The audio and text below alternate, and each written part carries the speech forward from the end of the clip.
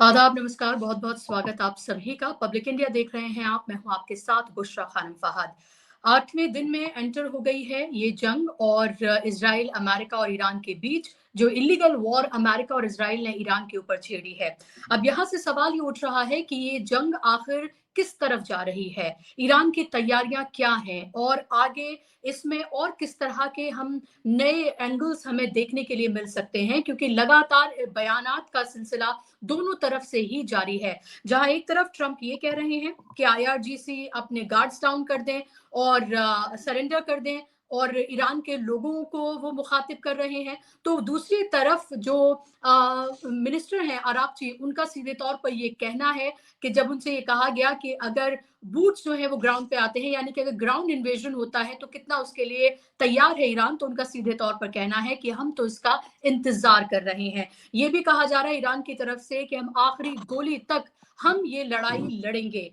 तो ये लड़ाई आखिर किस तरफ जा रही है, जंग किस तरफ जा रही है, ये पूरे क्या पश्चिमी एशिया में फैल चुकी है, जिसका खदशा लगातार दिखाया जा रहा है कि क्या ये वर्ल्ड वॉर 3 में भी तब्दील हो सकती है? क्या अभी इसे हम मिनी वर्ल्ड वॉर कहें, जिस तरह से ये पूरे वेस्ट एशिया में फैलती हुई नजर आ रही है, फैल गई है।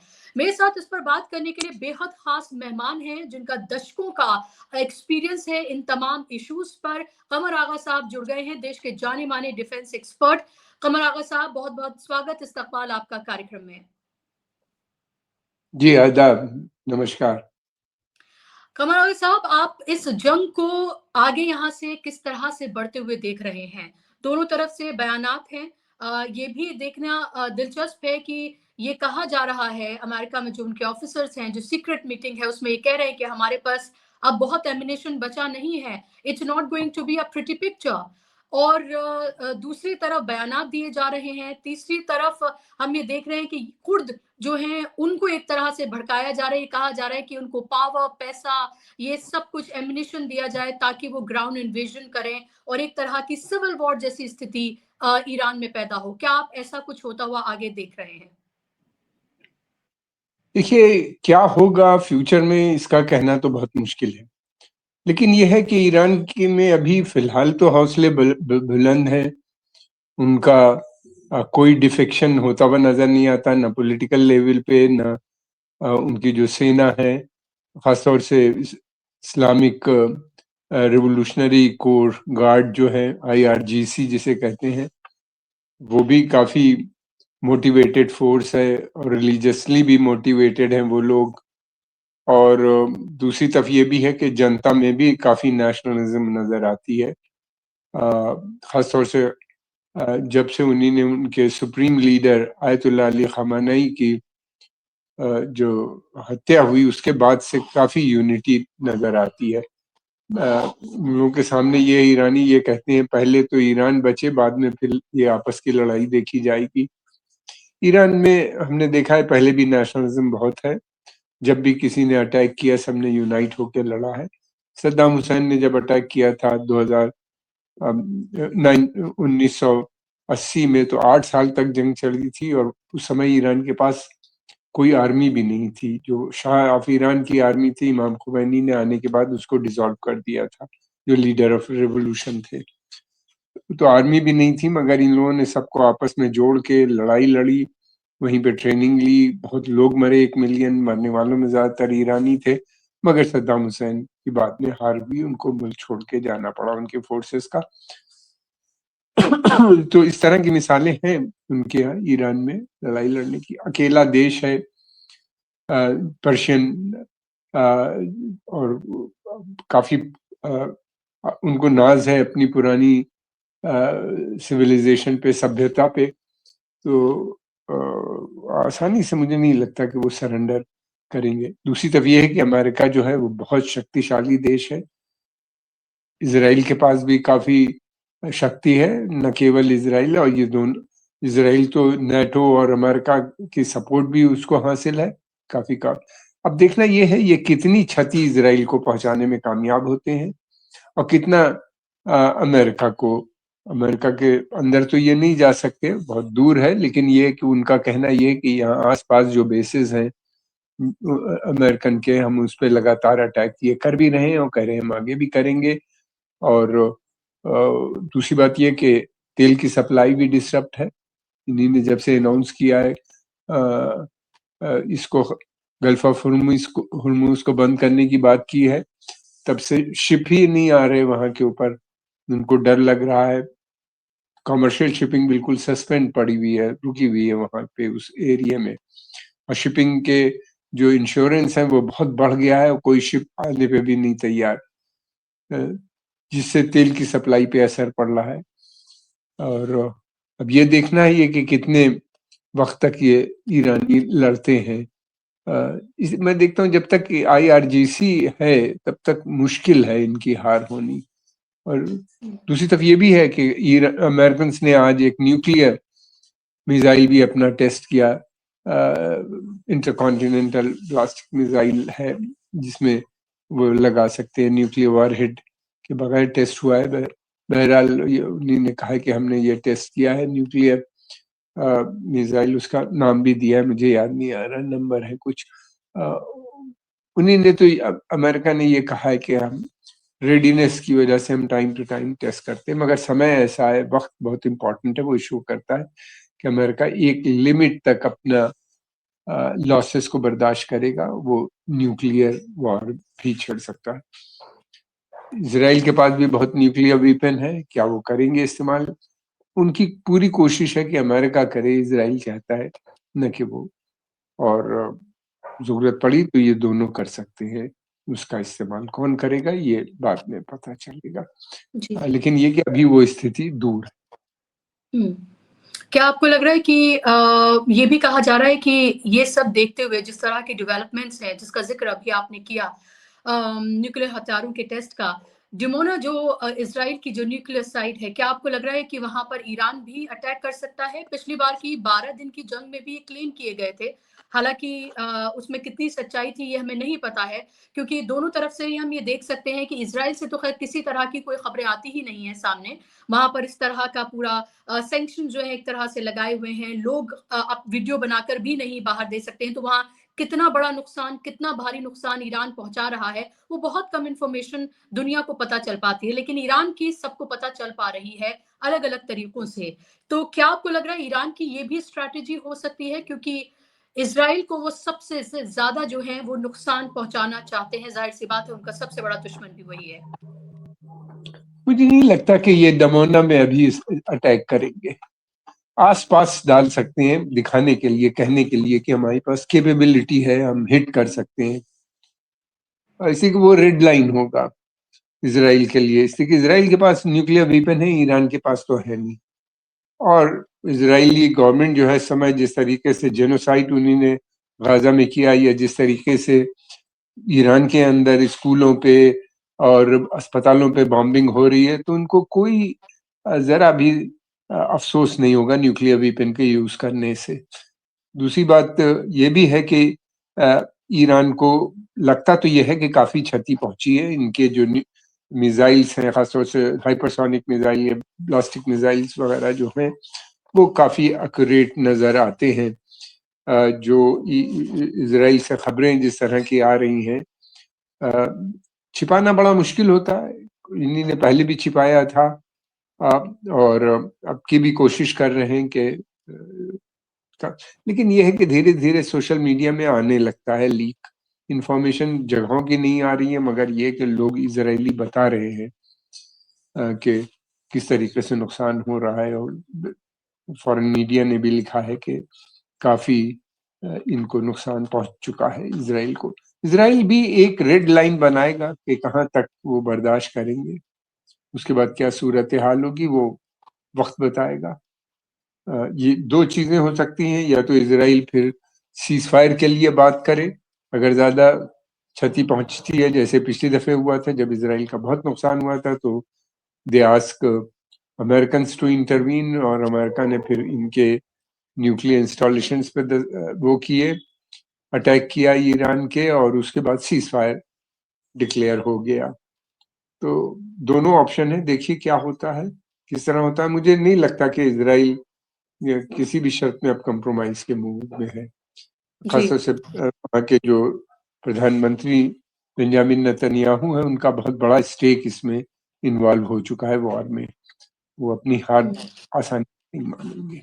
लेकिन सेम आपको नहीं लग रहा कमर आगा साहब कि ईरान भी बिल्कुल भी किसी तरह के नेगोशिएशन, किसी तरह से भी अपने गार्ड्स डाउन करने के मूड में नहीं है?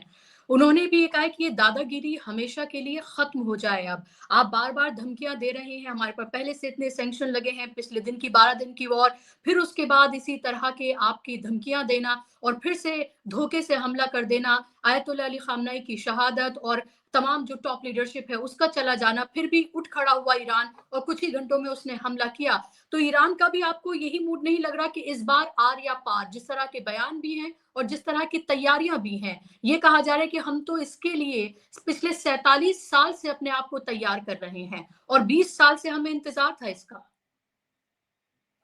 देखिए, ईरान ने बहुत अच्छे प्रपोजल्स दिए हैं, जिसकी तारीफ ईरान अमेरिका के जो पीस नेगोशिएटर थे उन्हीं ने तारीफ भी की थी, जिसमें उन्हीं ने कहा था कि वर्चुअली कि वो इतना कम इनरिचमेंट कर देंगे न्यूक्लियर का, यूरेनियम का, कि जिससे बम कभी बनेगा ही नहीं।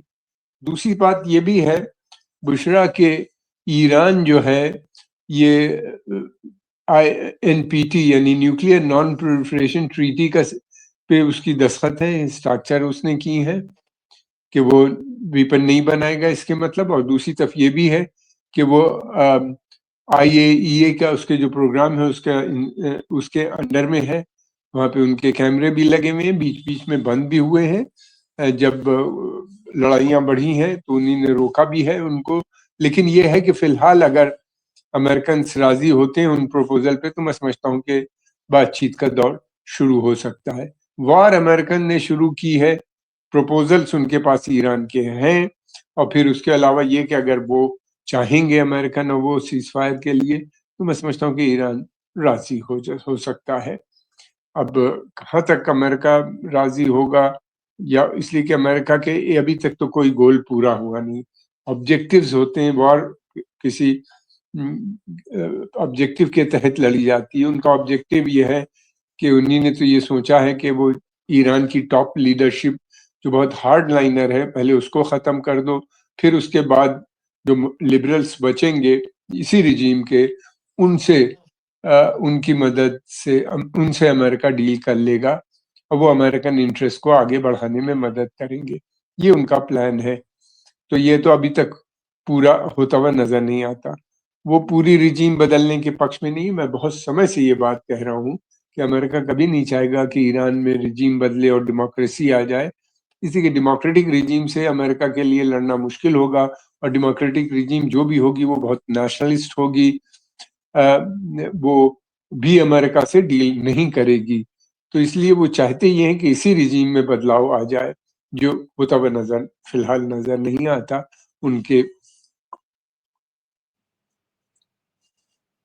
उनके ऑब्जेक्टिव नहीं पूरे हुए। इजराइल का ऑब्जेक्टिव है कि भाई वो तो चाहते हैं कि ईरान को डिसमेंटल कर दे, तोड़ दे। वो बात कर रहे हैं यहाँ तक कि जो वहाँ पे बलोच हैं उनको बलूचिस्तान पाकिस्तान का उससे जोड़ दो, जो कुर्द पॉपुलेशन है ईरान के अंदर उसको कुर्दिश रीजन से जोड़ दो इराक की। फिर उसके अलावा जो अज़रीज हैं वहाँ ईरान में उस पार्ट को अजरबैजान से जोड़ दो। इस तरह की बातें वो कर रहे हैं। कब तक पता नहीं क्या चाहते हैं। तो उनका कोई ऑब्जेक्टिव अभी तक पूरा नहीं हुआ। हालांकि 6 दिन हो रहे हैं इस वार को। अब ये देखना ये है कि कितना आगे तक चलती है। जी, क्या आपको ये लग रहा है कि इस सब के दौरान ये भी कहा जा रहा है कि अमेरिकी सैनिक जो हैं तमाम मिडल ईस्ट में जो अड्डे बने हुए हैं वहां से भाग रहे हैं, इस तरह के बयान दिए जा रहे हैं, इस तरह की बातें ईरान की तरफ से कही गई हैं कि वो छोड़कर भाग रहे हैं। क्या जो हेजेमनी है अमेरिका की इस पूरे मिडल ईस्ट में, क्या ईरान उसको इन 6 से 7 दिनों में, क्या आपको लग रहा है उसको खत्म करने में, कमजोर करने में उसको कामयाब रहा है? क्या इन मिडल ईस्ट कंट्रीज को रियलाइजेशन, क्या आपको लग रहा है कि हो रहा है कि अमेरिका और इजराइल ने, खासतौर पे अमेरिका ने हमारा इस्तेमाल किया है इसमें, और जब मुश्किल घड़ी आई तो हमें छोड़कर भाग गए और सिर्फ इजराइल को बचा रहे हैं? देखिए, रिपोर्ट्स तो ये है कि ये सोल्जर्स को उन्हीं ने अमेरिकन ने विड्रॉ कर लिया है, और जो इनका वहां पे अरमडा था, उसके अंदर ये लोग हैं फिलहाल, और इनको फिलहाल वहां से विड्रॉ कर लिया। उनको डर लग रहा था कि जब ईरान ने वहां पे शेलिंग शुरू की, उससे उसी वक्त से, उससे बल्कि थोड़ा पहले ही इनको हटा दिया गया, जिसकी वजह से अरब लोग बहुत नाराज हैं, अरब गवर्नमेंट्स। उनका कहना ये है कि हमने ये बेस बनाया था, अमेरिकन को रखा था कि जब हमारे पर वक्त पड़ेगा, ईरान का अटैक होगा तो हमको डिफेंड करेंगे, मगर जब बुरा वक्त आया तो ये मुल्क छोड़ के चले गए, भाग गए। इस तरह की बातें वो लोग कर रहे हैं। और ये भी है कि ये सही बात है कि अमेरिका ने कि इस बेस बनवाने में अरबों का बहुत पैसा खर्चा हुआ। इनके सोल्जर जो डिप्लॉय थे, उनके जो कुछ भी एक्सपेंडिचर है वो सब लोकल कंट्रीज करते हैं। अरब देशों के पास सेना नहीं है, फौज नहीं है, फाइटिंग फोर्स नहीं है। वो जो है जब भी होता है वो बात करते हैं, हमेशा उनको प्रोटेक्शन जो है, रक्षा सुरक्षा की जिम्मेदारी अमेरिका की है, वही इनको प्रोटेक्ट करती है। इन देशों का एक एग्रीमेंट है, ऑयल फॉर सिक्योरिटी।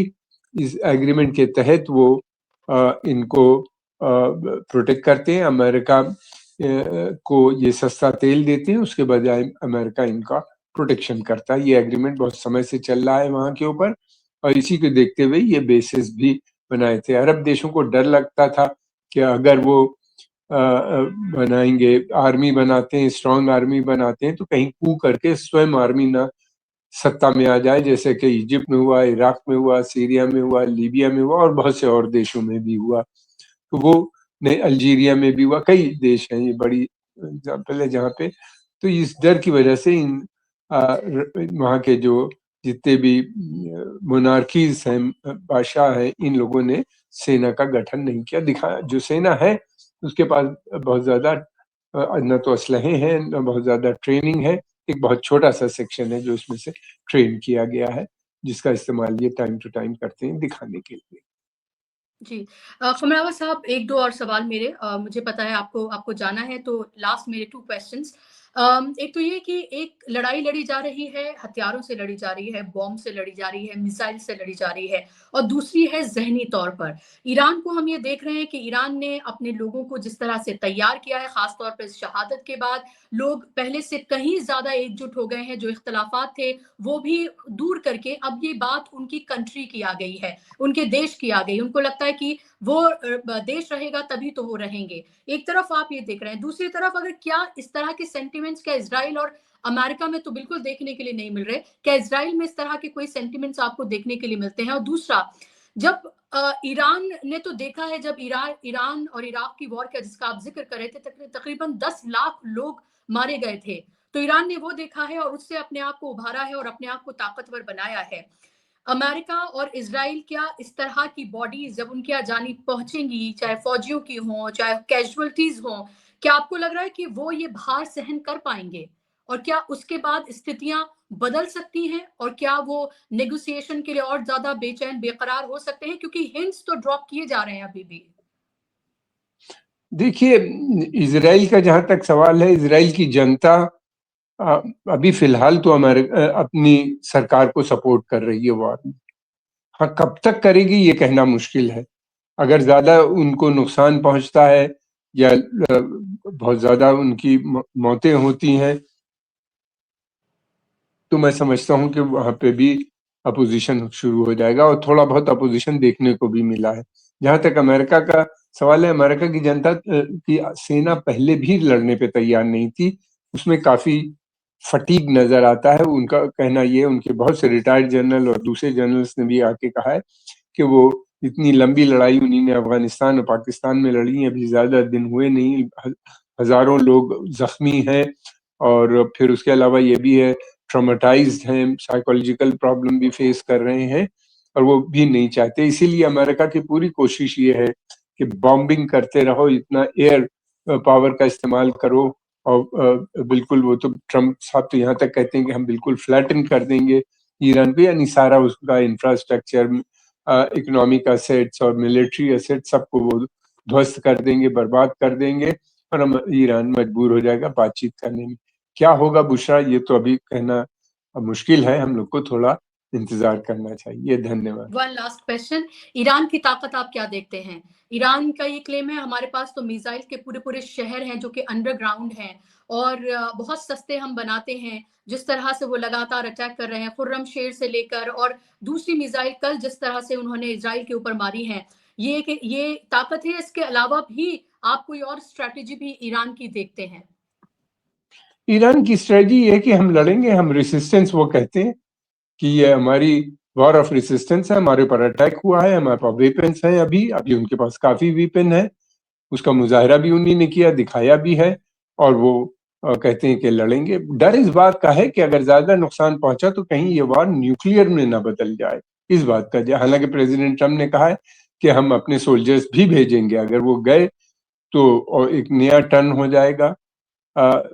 इसलिए हमको थोड़ा इंतजार करना चाहिए, 2-4 दिन में पता चलेगा कि ये वार किस तरफ जा रही है। जी, बहुत शुक्रिया शुक्रिया बुशरा। कमर आगा साहब, कार्यक्रम का हिस्सा बनने के लिए, वक़्त देने के लिए बहुत-बहुत शुक्रिया। शुक्रिया आप शुक्रिया। तमाम लोगों का भी। नमस्कार, आदाब।